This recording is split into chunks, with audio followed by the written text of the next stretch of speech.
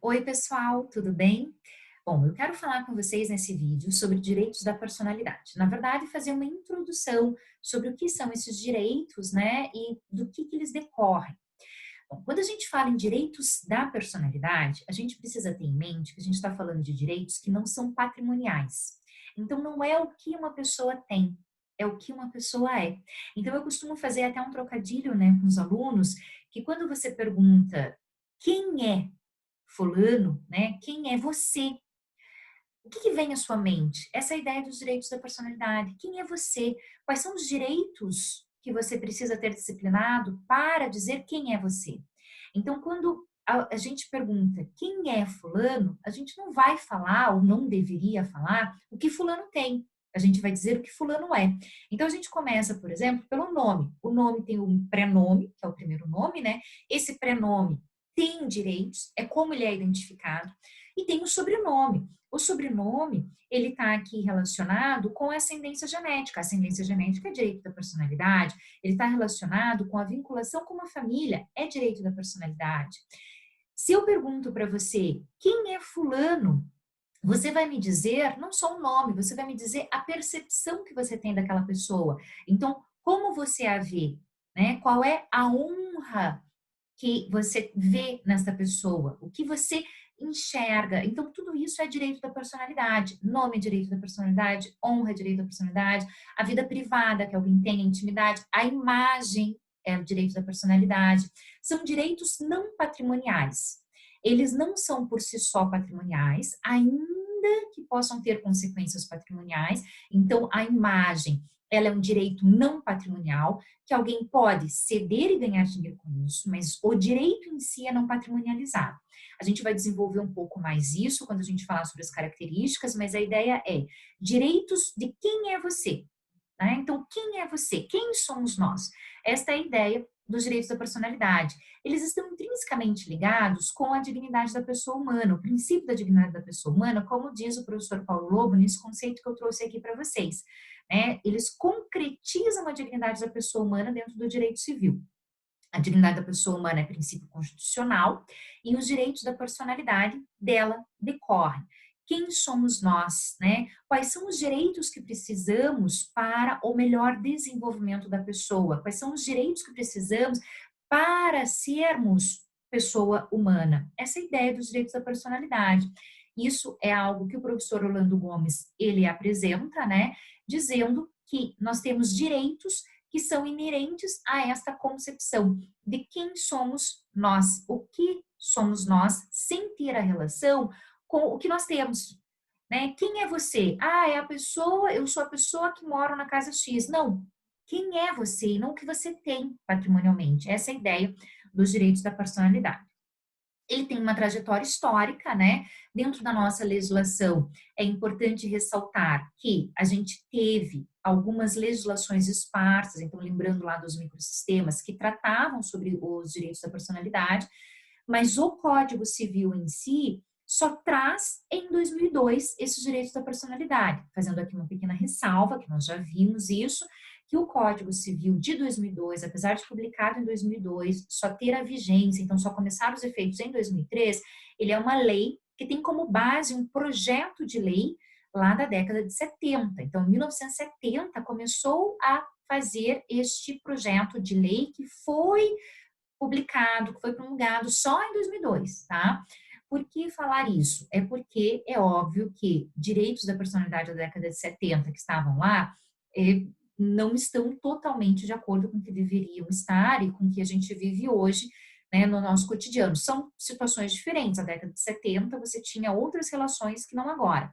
Mas por que pensar assim? É que por mais que o Código Civil de 2002 traga essa inovação, ele traz com alguns problemas, algumas críticas e não é exaustivo, ou seja, o que está ali não é só aquilo que são direitos da personalidade. Também é algo que a gente vai ver dentro das características, tanto a questão patrimonial quanto a questão de ser exaustivo, a gente vai ver nas características dos direitos da personalidade, tá? Então, só espera um pouquinho que a gente já fala sobre isso, tá? Vamos falar da trajetória histórica. Então, o Código Civil de 1916 não tratava sobre esses direitos da personalidade. Mas por que não?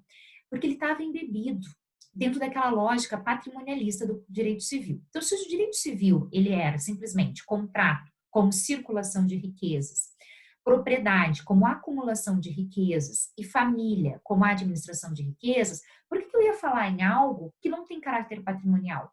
Não tinha razão de ser. Então, não se tratava. A gente está falando de início do século XX, né? 1916 é um século atrás, mais de 100 anos atrás.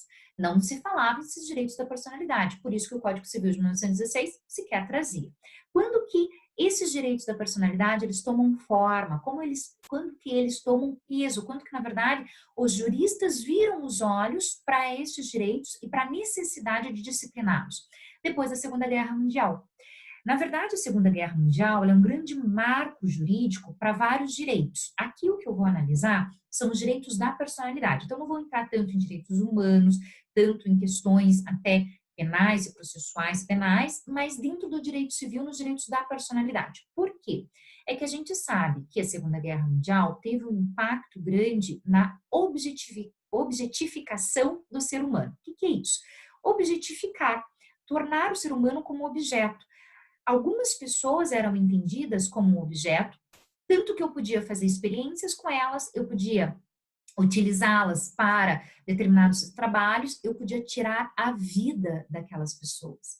Então, essa objetificação que aconteceu na Segunda Guerra Mundial, durante, né, principalmente o Holocausto, é algo que teve um impacto no direito em todo o mundo ocidental. A gente sabe muito bem, a gente está vivendo um momento assim, que quando acontecem momentos que impactam toda a humanidade, todo mundo, a gente tem mudanças sociais e mudanças jurídicas.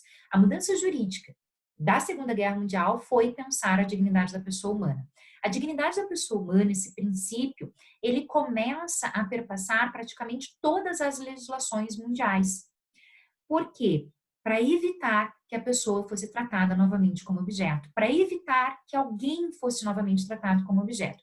A questão da objetificação ficou tão grande, tão notória nos países ocidentais, que a gente tem um exemplo bem notório que aconteceu na França, né? Eu estou falando em mundos ocidentais, não tragam isso para o direito que não é o civil law, porque você vai ter uma outra interpretação, por exemplo, nos Estados Unidos, na Inglaterra, tá? Mas o que aconteceu na França depois dessa Segunda Guerra Mundial e pensando nessa dignidade da pessoa humana? A gente teve uma situação que se chama o arremesso dos anões. O que acontecia? Um local, tá, em uma cidadezinha francesa, um bar, ele começou a divulgar na cidade que ele faria para entretenimento dos seus frequentadores o arremesso dos anões. Ganharia aquele que arremessasse o anão com maior distância, mais longe. Ora, gente, é uma objetificação, eu estou transformando aquela pessoa em um objeto. A preocupação foi tamanha que se proibiu esse arremesso dos anões, independentemente dos anões quererem. Por quê? Porque se entendeu, olha, esse direito ele é tão importante que ainda que você diga não a ele, eu vou te proteger, eu te protejo de você mesmo, tá? Então, os anões, nesse caso do arremesso dos anões, eles se opuseram à demanda que foi proposta, porque eles queriam trabalhar, eles diziam, não, eu quero dignidade e eu preciso trabalhar com isso. E desta maneira se proibiu, independentemente da vontade deles, se proibiu porque disseram, é que vocês estão sendo transformados em objeto, e quando vocês são objeto, eu não posso permitir isso. A gente tem alguns nuances, a gente tem várias críticas a essa decisão, mas só para vocês entenderem como foi importante, como foi desenvolvendo a questão da dignidade da pessoa humana. Ainda que você queira algo que seja indigno, que toda uma sociedade considere indigno, ainda que você diga, não, eu quero, eu posso te privar disso, porque eu preciso preservar a sua dignidade, eu preciso preservar a sua vida humana, o seu ser humano, e não transformá-lo numa vida nua, uma vida que simplesmente você viva para aqui as tuas vontades animais, né, para comer, beber, dormir. Eu preciso que você tenha anseios como ser humano, que você tenha sonhos e não que você seja tratado como objeto. Essa é basicamente a ideia da questão da dignidade da pessoa humana. Ela vai sendo desenvolvida de formas diferentes, né? A gente tem hoje também uma contraposição até com a autonomia da vontade humana, mas a ideia é, eu preciso cuidar da pessoa, eu preciso disciplinar a pessoa. Essa dignidade da pessoa humana foi se desenvolvendo, né? No Brasil, a primeira legislação, por assim dizer, que trabalha os direitos da personalidade é uma legislação que trabalha o direito autoral, porque o que você pensa também faz parte de você, aquilo que você fala, né? E você tem direito sobre isso. Então, gente, é de 1973 a legislação que regula os direitos do autor. Então, não é novo falar que não pode fazer plágio, tá? Plágio é proibido, plágio é algo ilegal. Por quê? Porque é contra a lei, porque você está ofendendo o intelecto de alguém. Para você escrever ou para você falar sobre alguma coisa, você tem que ler muito. E aí você lê e desta leitura surgem as ideias, né? A ciência é isso, a ciência é leitura, é comparação. E desta comparação, dessa ciência, surgem as ideias. Há uma proteção sobre essas ideias, tá? Bom, em 1988, na Constituição Federal, então a gente está falando da nossa lei maior, Constituição Federal não é Código Civil, Constituição Federal é uma legislação com maior hierarquia, é uma legislação que trata diversos assuntos sobre a estrutura do Estado, a administração, e ela tem como fundamento a dignidade da pessoa humana. O artigo 1º da Constituição Federal Brasileira traz, no inciso 3º, a dignidade da pessoa humana. Por quê? Porque ela traz como princípio fundante da nossa república a dignidade da pessoa humana. Mas o que isso quer dizer? O que quer dizer falar em dignidade da pessoa humana? Dignidade da pessoa humana, ela vai ter vários nuances, né? Aqui eu trago para vocês uma conceituação que o professor Antônio Junqueira de Azevedo, que é um professor já falecido, foi professor da USP, é um civilista extremamente renomado no Brasil, e que ele apresentou algumas características deste princípio, que é destas características que a gente vai estudar alguns dos direitos da personalidade. Então, por exemplo, ele traz lá, dentro da ideia da dignidade da pessoa humana, a gente tem a intangibilidade da vida humana. A vida humana é intangível, a vida humana não pode ser trocada, a vida humana não pode ser negociada, a vida humana é o bem maior. De todas as coisas que a gente tem que disciplinar, a gente vai disciplinar a bem humana, a vida humana como um bem jurídico, ou seja, como algo a ser tutelado, como algo a ser protegido pelo direito. A vida humana. Então, se eu tenho, por exemplo, uma situação que se contrapõe, de um lado eu tenho patrimônio, de outro eu tenho a vida humana se sobrepõe. Ela é maior do que qualquer outro direito. Esta é a ideia. Então, eu não posso tirar a sua vida, eu não posso fomentar você a tirar a sua vida, porque a sua vida é o bem mais precioso que você tem. O respeito à integridade física, o respeito, portanto, à integridade do ser humano. Eu não posso aqui retirar partes de alguém, né? Isso é absurdo. Eu não posso utilizar alguém para aqui pesquisas como se ele fosse um objeto. Respeito à integridade física. A gente vai desenvolver isso melhor. É só para vocês irem entendendo o que é cada parte, né? A integridade psíquica do ser humano. A integridade psíquica, ela está muito ligada a algo nosso. A psique hoje, ela está dentro da saúde, né? A psique, ela é importantíssima para o desenvolvimento de um ser humano. Como que eu vou me desenvolver como pessoa se eu tenho problemas psicológicos, psiquiátricos? E aí a gente tem que pensar o seguinte, a psique está disciplinada hoje. A psique foi sempre disciplinada pelo direito? Gente, a psique sequer era estudada até pouco tempo atrás. Início do século XX que começa a estudar com mais afinco a psiquiatria, né? Desenvolve a psiquiatria como ramo da medicina. Então, se ela não era sequer estudada, se não era sequer considerada, como é que eu podia falar em bem jurídico, em tutelar a psique? Hoje a gente sabe que a saúde mental é importante, então eu também tenho que preservar. Eu não posso prejudicar alguém com a saúde mental, criar aqui problemas, né? Fazer, por exemplo, terrorismo com alguém, ficar falando certas coisas, ou criar maldades, ameaçar essa pessoa. Aqui se fala em um tema muito importante, que tem que ser estudado, porque também não é tudo que é, né? Mas é o bullying. O que é bullying? Porque não é tudo que é bullying, mas o bullying é importante. Porque se o bullying ocorre, eu estou afetando a psique de alguém. Então, a dignidade de uma pessoa está relacionada com a saúde psíquica dessa pessoa. Também pressupostos mínimos de liberdade. Eu não posso prender ninguém, eu não posso prejudicar alguém com a sua liberdade. Todos nós somos livres. Todos nós temos liberdade para saber o que nós queremos nas nossas vidas, as nossas decisões, o que você quer seguir, o que você quer fazer, a carreira que você quer, né? Ah, eu quero cursar direito. Esta é a sua liberdade. Eu não posso ferir a sua liberdade. Lembrando sempre, né, e até pelo momento que vivemos, que a liberdade de cada um de nós vai, né, e termina onde começa o direito de outra pessoa, a liberdade de outra pessoa. Então, eu não posso, por exemplo, dirigir embriagada porque eu sou livre para dirigir. Porque se eu fizer isso, eu estou prejudicando outras pessoas, né? Mas eu tenho que ter liberdade para decidir o que eu quero, para decidir quais são as minhas ideias. Eu tenho que ter isso. Isso é próprio da dignidade da pessoa humana. Se eu quero me associar, se eu quero ser sócia de um clube ou não, se eu quero torcer para um time ou para outro, tudo isso é liberdade, tudo isso faz parte da minha dignidade da pessoa como pessoa humana. E a convivência igualitária entre as pessoas, a convivência entre iguais. Essas são algumas das características da dignidade da pessoa humana que eu trago para vocês para a gente entender um pouco o que é esse direito da personalidade. Na verdade, a minha ideia é trazer para vocês aqui que o direito da personalidade está ligado com o princípio da dignidade da pessoa humana e que ele vem muito forte para o direito brasileiro depois da Constituição Federal. Lembrando que na Constituição Federal a gente passa por uma repersonalização do direito civil e um método de interpretação do direito a partir da Constituição.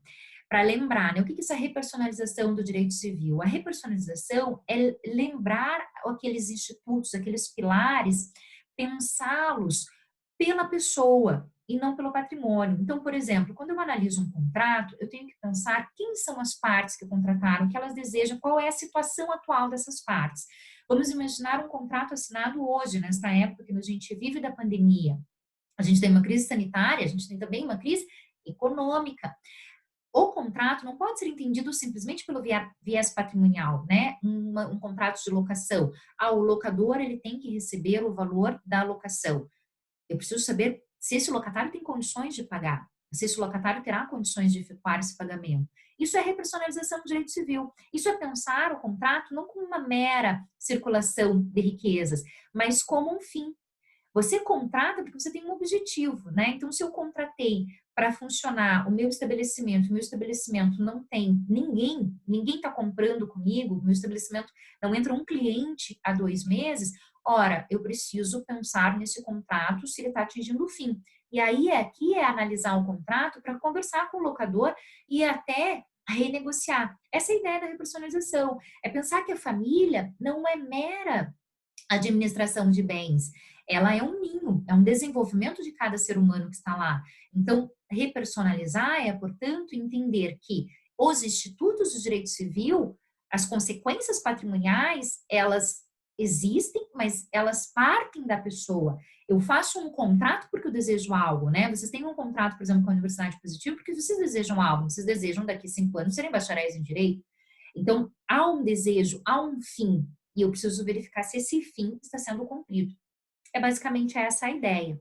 A gente tem os direitos da personalidade que estão previstos no Código Civil, do artigo 11 ao 21. Como eu disse para vocês, a gente precisa analisar isso com muito cuidado, porque é uma tipificação antiga, então a gente precisa interpretar como analisar esses direitos da personalidade hoje.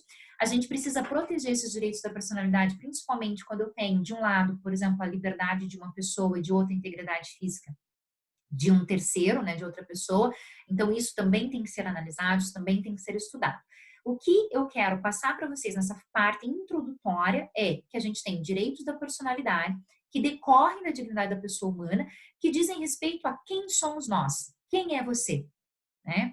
O Código Civil traz esses direitos, a Constituição Federal também. Até eu trago aqui para vocês o inciso 10 do artigo 5º. O artigo 5º da Constituição Federal é um artigo bem interessante de ser lido por vocês, é um artigo que traz direitos fundamentais e aqui, então, constitucionalmente eles são direitos fundamentais, pro direito civil são direitos fundamentais e direitos da personalidade. Quais são eles? A intimidade, a vida privada, a honra e a imagem das pessoas. São invioláveis, ou seja, eu não posso violar. Aqui, gente, eu costumo fazer uma menção como se fosse uma brincadeira, mas é que isso não tem nada de brincadeira, né? Quando alguém, por exemplo, divulga uma foto de outra pessoa, o que é comumente chamado de nudes, Quando acontece isso, esse clique que a pessoa fez para divulgar essa foto está lesando a intimidade, está lesando a vida privada, está lesando a honra, está lesando a imagem. Você não pode tirar uma foto minha sem a minha autorização. A imagem é minha. Ah, mas você colocou no YouTube, mas a imagem é minha, ela não deixa de ser minha porque eu coloquei lá. A imagem é minha, o direito é meu, você não tem a autorização de utilizá-lo, você não pode utilizar muito menos para chacota, ou muito menos para alisar a honra de alguém. Esse clique que é feito, por exemplo, na situação do nudes, ele consegue lesar em um clique todos os direitos que estão elencados no inciso 10 do artigo 5º. Então, os direitos da personalidade, eles têm proteção constitucional, e muita gente age como se eles sequer existissem, né? É óbvio que isso tem consequência, é óbvio que esses direitos da personalidade são extremamente aqui protegidos, e não só os que estão escritos na Constituição, nem só os que estão escritos no Código Civil, a gente tem outros. Aqui eu trago só para exemplo para vocês, até para finalizar esse vídeo, para ele não ficar muito extenso, a gente passar para o segundo, alguns dos direitos da personalidade que são tipificados, tanto na Constituição quanto no Código Civil. Então, a gente tem o direito à vida, o direito à liberdade. O direito à liberdade é muito importante. O direito à intimidade. A minha vida íntima, ela só diz respeito a mim. Aquilo que eu quero fazer, aquilo que são os meus anseios, é minha vida, não diz respeito a mais ninguém. A vida privada, com quem eu convivo, quem são os meus amigos, quem são as pessoas com quem eu me relaciono, é meu, não tem que ninguém saber, né? Direito à honra, a minha honra, como as pessoas me veem, aquilo que eu construí durante anos. O direito ao sigilo, esse direito é extremamente importante, você não pode mexer nas minhas mensagens, você não pode mexer naquilo que é meu, acessar meus e-mails, acessar minhas mensagens. Direito ao sigilo é constitucional, não pode, né? Claro que tem aqui as exceções, principalmente dentro do direito ao sigilo processuais, né? Quando precisa acessar, porque eu estou sendo, por exemplo, acusada de um crime, para saber se eu fui envolvida no homicídio, vai verificar algumas mensagens, mas não pode vencer isso a qualquer custo. Não pode. É direito constitucional, é direito da personalidade, é direito fundamental. Direito autoral, o direito às minhas ideias, o direito ao próprio corpo, o corpo é meu, você não pode lesá-lo. O direito ao nome, meu nome não pode ser utilizado indevidamente, e aqui algumas pessoas não falam exatamente o nome da pessoa. Ai, mas eu não disse seu nome, mas você usou características que davam a entender de quem estava falando. Aí, querido, lesou igual. O direito à honra, à boa fama ou respeitabilidade. Esses são alguns dos direitos da personalidade que são tipificados e que daí dentro das características a gente vai ver um pouquinho o que é essa tipificação, o que significa tipificado, né, direito tipificado, e qual é a conotação disso quando é direito da personalidade. Nesse vídeo, o que eu quero fazer é mesmo uma introdução dos direitos da personalidade para vocês entenderem a conotação desses direitos que a gente vai estudar, que são direitos imateriais decorrentes do princípio da dignidade da pessoa humana, que é um princípio constitucional, que está na nossa Constituição Federal e que está como fundamento da República, ok?